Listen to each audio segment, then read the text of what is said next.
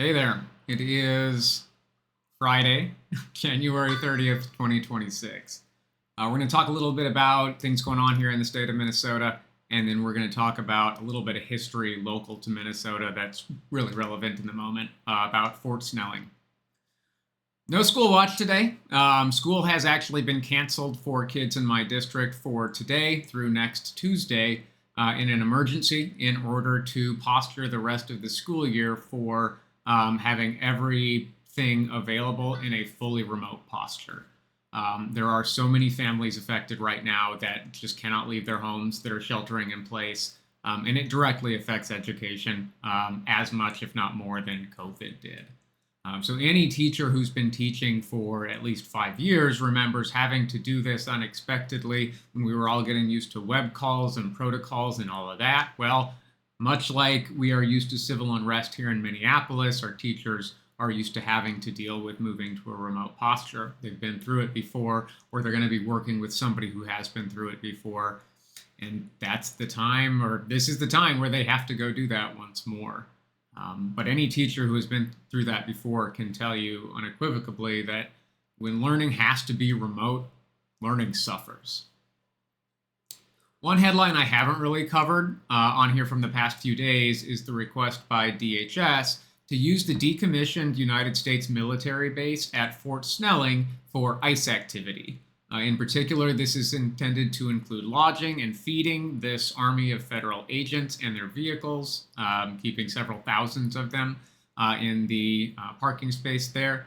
As there's been a lot of community pushback here in the Twin Cities, both including hotel-focused protests, trying to make sure that these people can't sleep at night in their Hilton hotels, local restaurants refusing to feed them, most of the locally owned places that we're going, and locals are turning out in droves to support locally owned places right now because of the chilled economic activity. Local restaurants will pretty universally have signage out and refuse to feed anyone who will identify themselves as being part of ICE or DHS. Anytime any of these people are seen eating at a local food shop, whether it's locally owned or franchised, they get publicly shamed. Any place that serves these people is being called out on social media, and it's just, we have to make sure that we put our values and our economics together, because that is the strongest tool that we have to fight this overreach of government that we're currently living through. But Fort Snelling. So in addition to lodging these people and sheltering them, it's kind of this symbolic U.S. military base, and it does kind of play into the history of the fort, which is worth going into. So what I'm kind of relaying to you here is largely from our Fort Snelling Wikipedia page.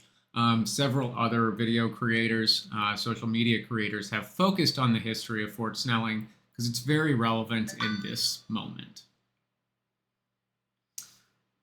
So as Minnesotans, we would go on field trips to Fort Snelling as a local historical monument. But when we went there as children, when we were studying our 6th grade Minnesota history, we did not hear a lot of history about the fort that I think needs to be top of our minds right now as we live through another pretty historical moment. In the United States Civil War, Minnesota pledged and sent the first 1,000 Union troops to the front line.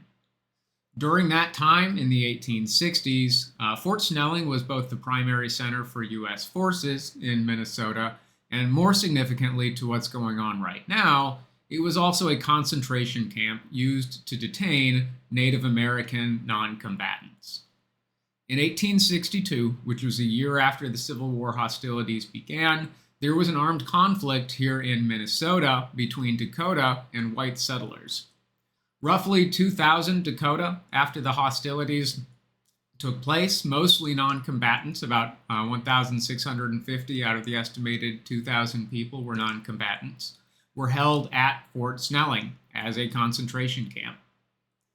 Ultimately, 303 Dakota men were sentenced to death by a local U.S. military commission. Their trials and essentially due process were sent up to the President of the United States at the time, Abraham Lincoln, who personally approved the executions of 39 of those men.